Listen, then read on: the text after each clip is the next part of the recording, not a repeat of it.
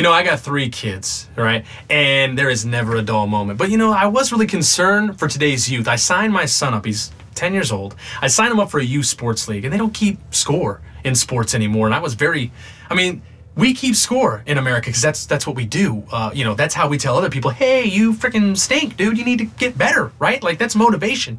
And we're taking motivation away from our kids. And we're robbing them of good, solid male role models. Like, I remember when I was growing up, I had a ton of role models. And at the very least, I had G.I. Joe. Right, like that was a real man. I mean, he had a machine guns and a 5 o'clock shadow. He was smoking stogies and drinking whiskey out of canteens. I mean, the dude was, and he was saving the world. He was inebriated and saving the world.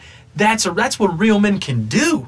Not anymore. I was watching cartoons with my son Saturday morning, just last weekend, and he was watching what they say is G.I. Joe, but it's not. It's a bunch of dudes running around like cut-off jean shorts, giggling every time someone says Hummer. It's not G.I. Joe, it's Metro Joe, right? Metro Joe! It's crap. And I can't believe that this is what we're injecting into our youth. It's crazy. So I make all my kids watch, like, you know, all the old school cartoons. Like, I think for my son, he should be watching Captain Caveman. If you've never seen Captain Caveman, Google that stuff. It's definitely worth watching. It's about a 3-foot dude, little caveman in case the title didn't give it away for you. 3 foot tall, super ugly dude, got a big nose, big eyes, nothing but a big ball of hair, wears a cheetah toga. He runs around with a wooden club, huge wooden club, in a van with 3 of the hottest chicks in cartoonum, and they solve crimes and they kick butt, and it's a cool show. But see, he's a perfect role model for young men because what he tells young men is, hey, it's not always what you look like, bro, but if you got confidence in yourself and you can swing around a huge wood, 3 chicks will hook up with you in a van. And I think that's important. You know, a young man should know these valuable lessons. For my daughters, what I make them watch the Smurfs because I think Smurfette is like the perfect role model for young ladies, right? Because what she teaches young girls is that, hey, you don't have to go around giving up your flower. You know, if you just give the impression that you might, you can get 100 idiots to do whatever you want. I don't know if you guys know this, but when the Smurfs first aired, those dudes were white, okay? Like, I think it's a great role model for kids, but I just get a little concerned for what's going on with our kids. And when you have kids, they always tell you, ooh, kids say the darndest things. But really, they don't. Kids just say the things that you want to say, right? Or the things that you were thinking. Like, I took my daughter to the Target, and we were in the checkout line, and right behind us was a guy coming up who was about 500-600 pounds. I mean, he was the weight that you get to right before you never get up again, okay? I mean, he was a big dude, and I was thinking, man, that's a big dude.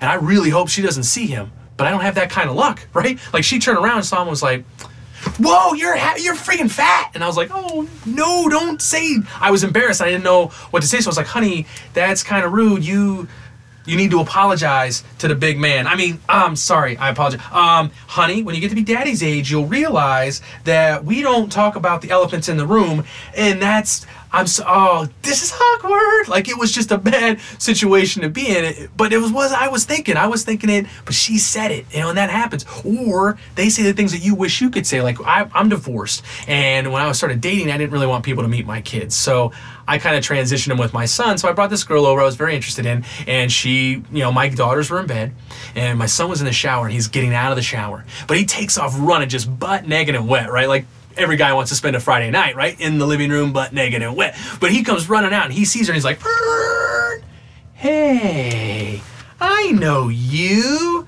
And she says, yeah, we've met before. And he goes, have you met my penis? And I'm like, oh my gosh, that's what I wanted to say. Like, you stole my line, you little thief.